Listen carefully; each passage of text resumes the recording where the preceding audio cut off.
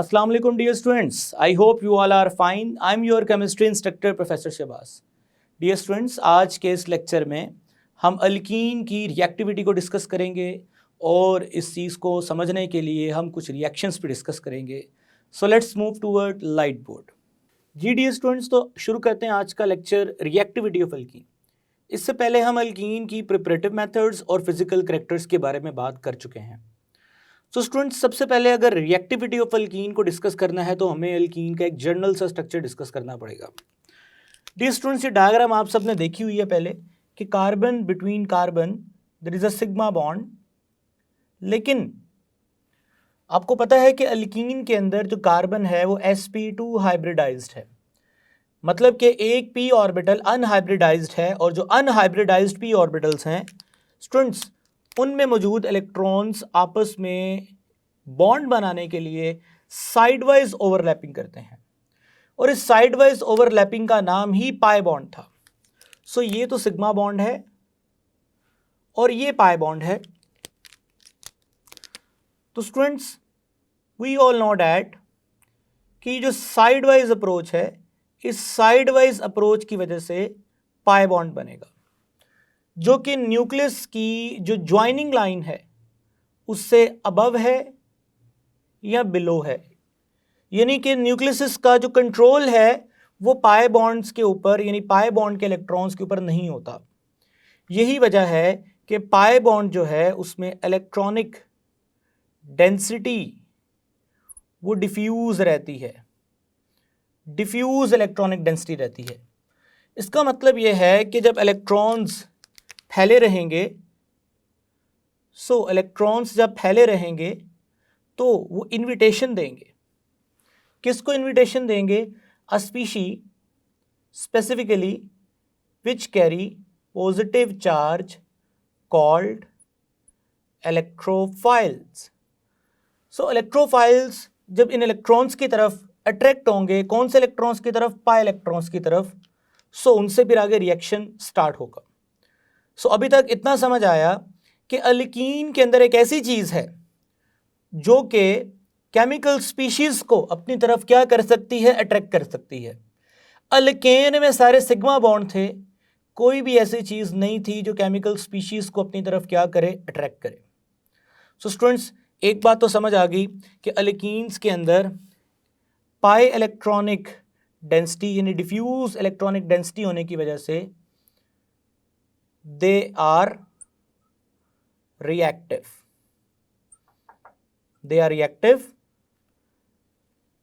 और किससे? they are reactive than alkanes because they consist sigma bond. अभी तक तो ये पॉइंट हमने मैच्योर किया है। बाद में फिर हम आगे जाके जब अल्काइंस पढ़ेंगे तो फिर अल्काइंस का भी इनके साथ कंपैरिजन देखेंगे। अभी हमने सिर्फ इसको अल्केन से ही कंपेयर करना है क्योंकि हमने अल्केन को पढ़ा है अभी। स्टूडेंट, नेक्स्ट बात करते हैं, वो है जी एस करेक्टर जो है वो इलेक्ट्रोनेगेटिविटी बढ़ाता है। किसकी? कार्बन की, और जिससे पोलैरिटी बढ़ती है। स्टूडेंट, जैसे कि आपको पता है कि अल्कीन के अंदर sp2 हाइब्रिडाइजेशन है, यानी 33% एस करेक्टर है, मतलब कि इसमें एस करेक्टर ज़्यादा है, यानी इसमें कार्बन की इलेक्ट्रोनेगेटिविटी ज़्यादा होगी और पोलैरिटी भी ज़्यादा होगी।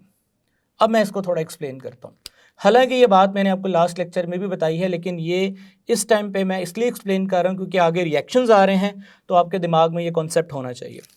तो स्टूडेंट्स, बड़ा आसान सा बेसिक सा कॉन्सेप्ट है कि लेट्स से ये मेरे पास डॉट जो है ये कार्बन का है और ये हाइड्रोजन है, और ये समझ लें कि कार्बन और हाइड्रोजन का बॉन्ड है इन अल्केन।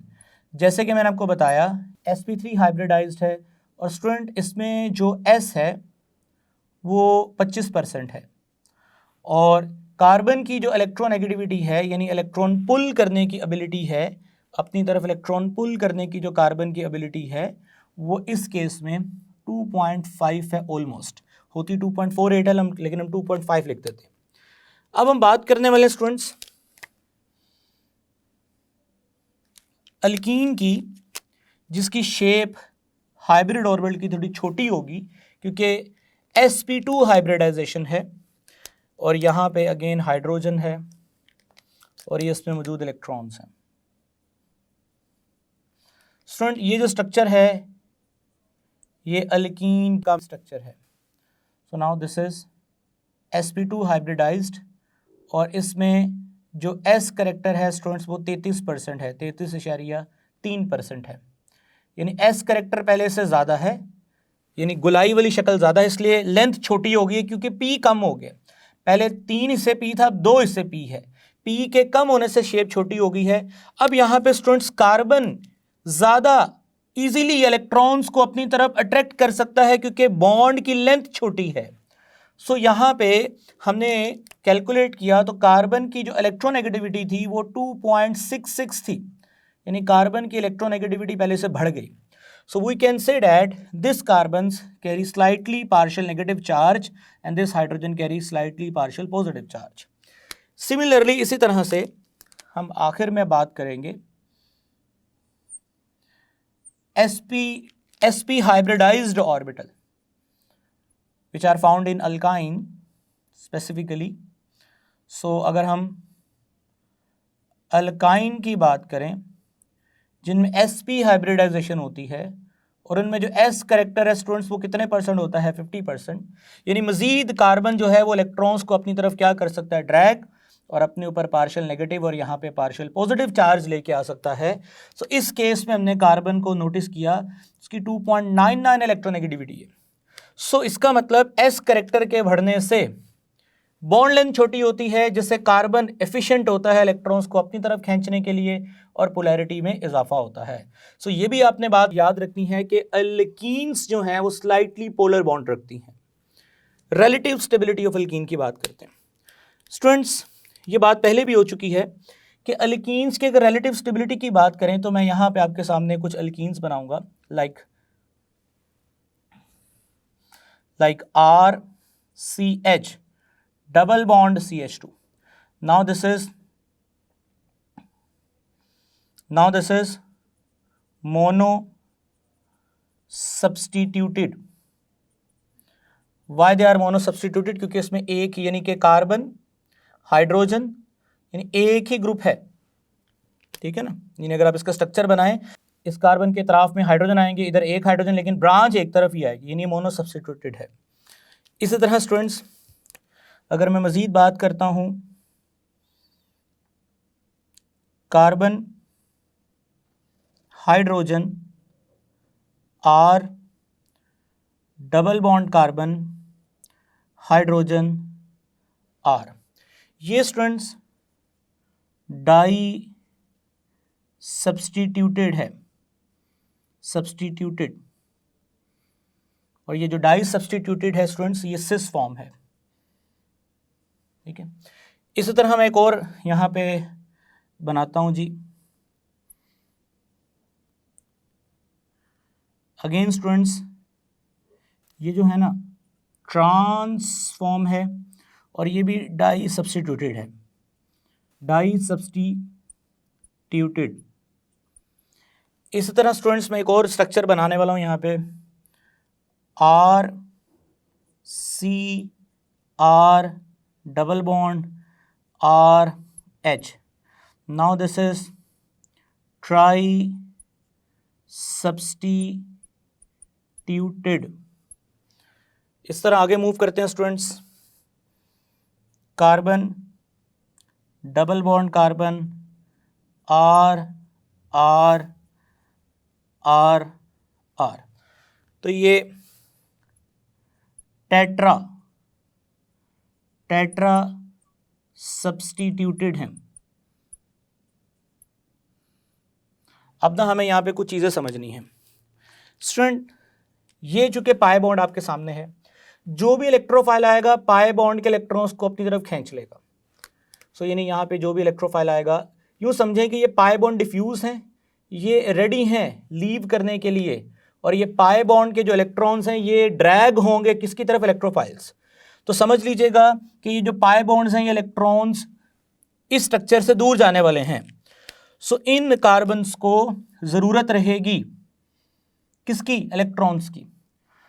सो इसका मतलब जहां पाई बॉन्ड है वहां से पाई बॉन्ड अवे जाना है किसी न किसी टाइम पे, due to influence of electrophile. So students, pi bond के दूर जाने से इन कार्बन्स के पास इलेक्ट्रॉन की कमी हो जाएगी। सो इन कार्बन्स को इलेक्ट्रॉन देने वाले कौन हैं? जितने ज्यादा इन कार्बन्स के आसपास इलेक्ट्रॉन देने वाले होंगे, ये उतना ज्यादा स्टेबल फील करेंगे। सो मैं कह सकता हूं कि ये बड़ा लकी स्ट्रक्चर है कि अगर इसके ये जो पाई इलेक्ट्रॉन्स अगर ये जाता भी है तो उसके गिर्द 4 ग्रुप ऐसे हैं जो इलेक्ट्रॉन डोनेट कर सकते हैं, इलेक्ट्रॉन कार्बन को दे सकते हैं। सो ये स्ट्रक्चर काफी ज्यादा स्टेबल होगा। So we can say that ये मोस्ट स्टेबल स्ट्रक्चर है। इसके गिर्द 3 ग्रुप ऐसे हैं जो इलेक्ट्रॉन ट्रांसफर यानी कार्बन को दे सकते हैं इलेक्ट्रॉन, इलेक्ट्रोफाइल के आने पे, पाई बॉन्ड्स के जाने पे। सो इसका मतलब है कि ये दूसरे नंबर पे स्टेबल है। अगेन सिस एंड ट्रांस में इक्वल नंबर ऑफ ब्रांचेस हैं, इक्वल नंबर ऑफ सब्स्टिट्यूएंट हैं। सो ट्रांस हमेशा से आपको पता है ये ज़्यादा स्टेबल होता है सिस के मुकाबले में, और मोनो सब्स्टिट्यूएंट जो है वो लीस्ट स्टेबल है। तो समझ आया, रिलेटिव स्टेबिलिटी ऑफ एल्कीन्स जो है वो डायरेक्टली प्रोपोर्शनल है number of substituents. I hope student ये कॉन्सेप्ट आपको समझ आ गया है। अब एक और तरीका है इनकी स्टेबिलिटी को चेक करने का, और वो आप सब जानते हैं स्टूडेंट्स, इनकी स्टेबिलिटी को चेक करने का एक और तरीका है, इनकी हम हीट ऑफ हाइड्रोजनेशन फाइंड करेंगे। Heat of hydrogenation, hydrogenation students, जो हीट ऑफ हाइड्रोजनेशन है वो इनवर्सली प्रोपोर्शनल होती है किसके? स्टेबिलिटी के, स्टेबिलिटी के। यानी जितना ज्यादा स्ट्रक्चर स्टेबिलिटी में ज्यादा होगा ना, उसकी हीट ऑफ हाइड्रोजनेशन जो है कम आएगी। अब आपके सामने ग्राफ नजर आ रहा है, आप उस ग्राफ में देख सकते हैं कि स्टूडेंट्स तजर्बा ये कहता है कि सबसे लीस्ट हीट ऑफ हाइड्रोजनेशन जो है वो टेट्रा सब्स्टिट्यूएंट की है, यानी जिनमें 4 ग्रुप्स हैं, और सबसे ज्यादा the most heat of hydrogenation जो है, जो सबसे लीस्ट स्टेबल होगा, जो सबसे लीस्ट स्टेबल होगा उसकी हीट ऑफ हाइड्रोजनेशन जो है वो सबसे ज्यादा होगी, और वो मोनो सब्स्टिट्यूएंट की है। आई होप कि ये ग्राफ आपको समझ आ गया है। अब स्टूडेंट्स हम मूव करते हैं नेक्स्ट हमारे पास है रिएक्शन ऑफ अल्कीन्स। स्टूडेंट्स वैसे तो अगर देखा जाए तो अल्कीन के 3 तरह के रिएक्शंस हैं हमारे सिलेबस में। Number 1 additional reaction, additional reactions. Number 2 oxidation reaction. Number 3 polymerisation, polymerisation reaction. तो स्टूडेंट्स आज हम स्टार्ट करने वाले हैं एडिशनल रिएक्शंस को। सो एडिशनल रिएक्शन में सबसे पहले हम लोग एडिशन ऑफ हाइड्रोजन पढ़ेंगे। कई दफ़ा आप ये रिएक्शन पहले भी डिस्कस कर चुके हैं। So what is addition of hydrogen? We all know that कि अल्कीन जो है स्टूडेंट्स वो कौन सा कंपाउंड है? अनसैचुरेटेड कंपाउंड है। सो अनसैचुरेटेड कंपाउंड का मतलब ये फेवर करेंगे किस तरह के रिएक्शन को? एडिशनल रिएक्शंस को। चीज़ें इनमें ऐड होंगी, बॉन्ड टूटेगा। सो एडिशन ऑफ हाइड्रोजन का मतलब hydrogenation, hydrogenation is a process in which hydrogen molecule add in alkene in the presence of निकल। ये स्पेसिफिकली निकल अगर यूज होगा तो ये students temperature around 400 degree to 300 degree use करना पड़ेगा, और कुछ जगहों पे 200 डिग्री भी लिखा हुआ है। सो निकल और प्लाटिनम, प्लाडियम, रोडियम, ये अगर कैटलिस्ट यूज होंगे तो ये आरटीपी। स्टूडेंट्स अगर आरटीपी लिखा होगा तो याद रखिएगा कि ये रूम टेम्परेचर प्रेशर की बात हो रही है यहाँ पे, ठीक है। सो अगर निकल लिखा है तो थोड़ा सा डेफिनेटली यहाँ पे प्रेशर जो है हाई रखना पड़ेगा, हाई प्रेशर। सो इस केस में हम मेंशन करेंगे यहाँ पे हाई प्रेशर रिक्वायर्ड है। सो इस सारी लाइन की जगह पे हम एक और चीज़ लिख सकते हैं, इन द प्रेजेंस ऑफ, यहाँ पे यानी कि एक और हम फिक्रा लिख सकते हैं जो कि मैं यहाँ मेंशन कर देता हूँ। So in alkene in the presence of nickel, platinum, platinum, rhodium, RTP. So students यहाँ पे आप जो जुमला ऐड करेंगे प्रेजेंस, यानी इस लाइन की जगह पे ये भी लिख सकते हैं इन द प्रेजेंस ऑफ कैटलिस्ट, जो कि आगे आप स्पेसिफाई कर सकते हैं कि कौन कौन से कैटलिस्ट किस किस कंडीशन पे रिक्वायर्ड हैं। इन the presence of catalyst eight moderate pressure. अब वो जो मॉडरेट प्रेशर है स्टूडेंट्स वो 1 atm से 5 atm हो सकता है, ठीक है, डिपेंड करता है कि आप कौन सी कंडीशन यूज़ कर रहे हैं। सो स्टूडेंट्स हाइड्रोजनेशन के बाद आपको मिलेगा क्या? हाइड्रोजनेशन के बाद आपको मिलेगा क्या? सैचुरेटेड कंपाउंड मिलेगा, ठीक है स्टूडेंट्स, ये तो इसकी डेफिनेशन होगी। अब हीट ऑफ हाइड्रोजनेशन से मुराद क्या है? स्टूडेंट हीट ऑफ हाइड्रोजनेशन से मुराद है whenever an organic compound contain one double bond, यानी मोनोइन, जब कभी भी मोनोइन उसमें जब हम हाइड्रोजन ऐड करेंगे तो ये डबल बॉन्ड टूटेगा और डबल बॉन्ड टूटने के बाद इस ऑर्गेनिक कंपाउंड में ये सिंगल बॉन्ड आ जाएगा। सो स्टूडेंट्स जब डबल बॉन्ड टूट के सिंगल बॉन्ड में आता है तो ये एक्सोथर्मिक प्रोसेस है। अब ये एक्सोथर्मिक प्रोसेस क्यों है, थोड़ा हम इसको समझ लेते हैं।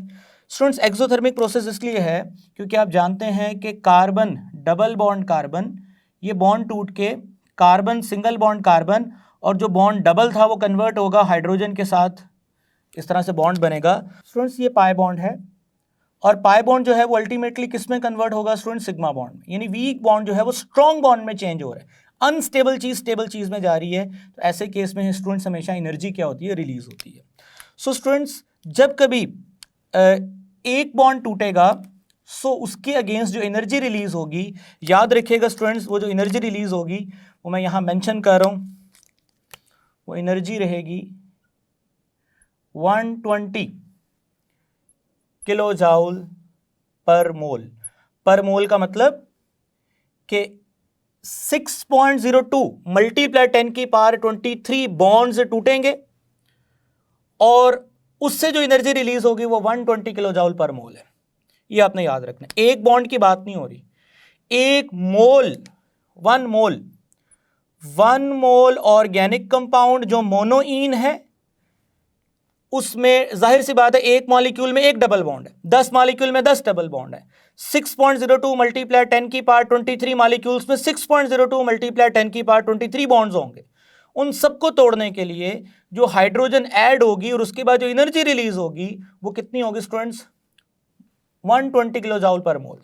सो वी कैन से डैट कि हम हीट ऑफ हाइड्रोजनेशन को मेंशन कर सकते हैं delta H naught 120 minus 120 kilojoule per mole. Student अब इस रिएक्शन की एप्लीकेशन क्या है, फायदा इन इंडस्ट्री। स्टूडेंट्स इंडस्ट्री में हम क्या करते हैं, हम ऑयल को कन्वर्ट करते हैं घी के अंदर, क्योंकि हम जानते हैं कि ऑयल जो है वो ट्राइग्लिसराइड है, यानी कि अनसैचुरेटेड ट्राइग्लिसराइड है। ये चैप्टर 14 में पढ़ोगे, वैसे मैंने सेबेस्टियर एंड सैंडर्स रिएक्शन में भी बताया। और जो घी है वो ट्राइग्लिसराइड है, सैचुरेटेड ट्राइग्लिसराइड है। सो डबल बॉन्ड को सिंगल बॉन्ड में कन्वर्ट करने के लिए सिंपल आप क्या ऐड करोगे? हाइड्रोजन ऐड करोगे। ये तो इसका इंडस्ट्रियल यूज हो गया। लैब में क्या यूज है? लैब में स्टूडेंट्स ये reaction as a analytical tool के तौर पे यूज होता है, एज एन एनालिटिकल टूल। अब ये एनालिटिकल टूल क्या होता है? एनालिसिस करने के लिए, तज्जिया करने के लिए। अब मसलन क्या तज्जिया होगा? इससे दो तरह का तज्जिया होता है, क्वालिटेटिव एंड क्वांटिटेटिव। स्पेसिफिकली इसका यूज है क्वांटिटेटिव एनालिसिस के लिए। अब स्टूडेंट्स ये क्वांटिटेटिव एनालिसिस क्या होता है मैं आपको समझाता हूँ। मिसाल के तौर पे मेरे पास एक ऑर्गेनिक कंपाउंड है, मुझे ये पता करना है इसमें डबल बॉन्ड कितने हैं, और ये ऑर्गेनिक कंपाउंड जो है स्टूडेंट्स ये 1 मोल है मेरे पास, 1 मोल ऑर्गेनिक कंपाउंड। इसमें मैं हाइड्रोजन ऐड करूंगा, स्टाइक्योमेट्रिकली मैं देखूंगा हाइड्रोजन जब ऐड होंगे तो अगर तो हाइड्रोजन स्टूडेंट्स 1 मोल ऐड होता है इस ऑर्गेनिक कंपाउंड जो कि 1 मोल है, तो मैं समझ जाऊंगा कि एक बॉन्ड टूटता है तो एक हाइड्रोजन ऐड होता है, यानी एक बॉन्ड टूटता है तो 2 एटम हाइड्रोजन के ऐड होते हैं, लेकिन एक मॉलिक्यूल हाइड्रोजन का ऐड होता है। मॉलिक्यूल एक ऐड होता है, एटम 2 ऐड होते हैं। सो अगर मैं ये नोटिस करता हूं कि 1 मोल ऑर्गेनिक कंपाउंड में 1 मोल हाइड्रोजन ऐड हो रहा है और बदले में जो मुझे ऑर्गेनिक कंपाउंड मिल रहा है वो सैचुरेटेड है, और इस दौरान जो हीट रिलीज हुई है थर्मोडायनामिक्स, यानी मैं इसकी हीट फाइंड करूंगा, और वो अगर -120, माइनस का मतलब यहां पे एक्सोथर्मिक प्रोसेस को शो करना है, सो मैं समझ जाऊंगा कि इतनी हीट तब रिलीज होती है जब डबल बॉन्ड किस में कन्वर्ट होता है, सिंगल बॉन्ड, यानी एक डबल बॉन्ड की मौजूदगी में जो हीट रिलीज होती है वो 120 किलो जूल है। सो अगर इस ऑर्गेनिक कंपाउंड की डिमांड ये है कि इसको रिक्वायर्ड है 2 मोल हाइड्रोजन, तो मैं समझ जाऊंगा एक बॉन्ड के लिए 1 मोल चाहिए था, 2 बॉन्ड्स के लिए 2 मोल चाहिए।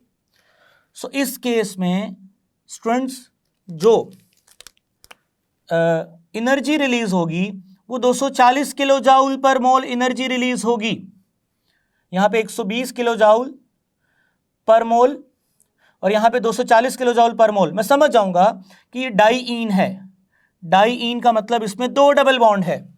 तो ये स्टूडेंट्स एनालिटिकल टूल है, कितनी मिकदार में अनसैचुरेशन है, कितनी मिकदार में डबल बॉन्ड की प्रेजेंस है, हम इस टेस्ट से पता करवा सकते हैं। आई होप ये आपको समझ आ गया है। अब चलते हैं जी, इंडस्ट्रियली हम हाइड्रोजनेशन करने के लिए रेने निकल का प्रोसेस इस्तेमाल करते हैं। स्टूडेंट्स मरे रेने एक साइंटिस्ट का नाम है जिसने ये प्रोसीजर डिस्कवर किया। स्टूडेंट्स रेने निकल एक निकल पोरस निकल है, यानी निकल की टाइप है जो पोरस सरफेस रखती है, पोर्स आर प्रेजेंट, जिसके अंदर जो हम हाइड्रोजन बेरिंग निकल, जिसे हम हाइड्रोजन बेरिंग निकल भी कहते हैं, यानी निकल है उसमें हाइड्रोजन होती है। अब इसको तैयार कैसे किया जाता है? सबसे पहले स्टूडेंट्स आपने 50% निकल लेना है प्लस 50% आपने एल्यूमिनियम लेना है। आपने दोनों का अलॉय तैयार करना है, यानी भरत तैयार करनी है। अलॉय यानी आप 2 मेटल्स को मिलाओ और उससे जो मेटल का जो मिक्सर मिलेगा उसे अलॉय कहते हैं। सो आपने उस अलॉय को कास्टिक सोडा में डालना है। इन the presence of water you will get निकल, जो कि एक्ट करेगा एज अ कैटलिस्ट, और साथ में आपने स्टूडेंट्स यहां पे ये बुक वाली इक्वेशन लिखी है, NaAlO2 बनेगा और साथ में हाइड्रोजन गैस रिलीज होगी। ये जो हाइड्रोजन गैस है स्टूडेंट्स ये प्रोसीजर में यूज होगी एज अ गैस, और ये जो निकल है ये यूज होगा एज अ कैटलिस्ट। यहां पे स्टूडेंट्स आपको अराउंड 3 atm प्रेशर भी देना पड़ेगा, और उसके अलावा स्टूडेंट्स यहां पे आपको 100 डिग्री टेम्परेचर भी प्रोवाइड करना पड़ेगा इस प्रोसीजर के लिए। सो हाइड्रोजन गैस क्या करेगी, जहां डबल बॉन्ड नजर आया उसको कन्वर्ट करेगी स्टूडेंट, डबल बॉन्ड को कन्वर्ट कर दे किसके अंदर, सिंगल बॉन्ड के अंदर, यानी हाइड्रोजनेशन हो रही है। और इसमें सबसे बड़ा फायदा क्या है कि आपको गैस कैरी नहीं करनी पड़ेगी। सिंपल आपने निकल एल्यूमिनियम अलॉय लेना है जो कि आपको रेने निकल की फॉर्म में मार्केट से मिल जाता है। आपने कास्टिक सोडा डालना है जिस टाइम आपने हाइड्रोजनेशन करानी है, आपने कास्टिक सोडा निकल एल्यूमिनियम अलॉय में डाल के जैसे डालोगे ये प्रोसीजर होगा, निकल कैटलिस्ट और साथ ही गैस जनरेट होगी। सो गैस के सिलेंडर कैरी करने की जरूरत नहीं पड़ेगी आपको, आप ऑलरेडी इस अलॉय से हाइड्रोजन गैस को प्रोड्यूस कर लोगे जो कि इस प्रोसीजर में यूज होगी एज अ रिएक्टेंट और निकल यूज होगा as a catalyst. I hope students कि आपको समझ आ गया है। अगर आप इसका नाम देखें तो स्टूडेंट्स इसका नाम क्या है, 1 2 3 मिथाइल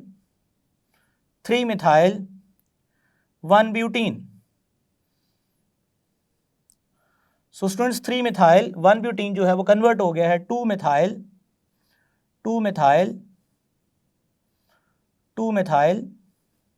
ब्यूटेन के अंदर। नाम तो वैसे आपको लिखने आते हैं सारे, आप इतनी प्रैक्टिस हो गई है। नेक्स्ट स्टूडेंट्स, आपके सामने बेंजीन है। बेंजीन, इसके अंदर आपने कौन सी गैस ऐड की? Hydrogen gas. सेम कंडीशन आपने अप्लाई करनी है जो ऊपर आपने अप्लाई की है। So you will get cyclohexane. Cyclohexane. I hope कि आपको ये सारा प्रोसीजर समझ आ गया है। इसमें काफ़ी बातें आपको पहले से भी आती थी, कुछ टेक्निकल बातें भी आपके साथ डिस्कस की हैं। इंशाल्लाह स्टूडेंट्स, नेक्स्ट लेक्चर में हम अल्कीन के बाकी रिएक्शंस को भी डिस्कस करेंगे। तब तक के लिए मुझे इजाज़त दें। Take care. अल्लाह हाफिज़।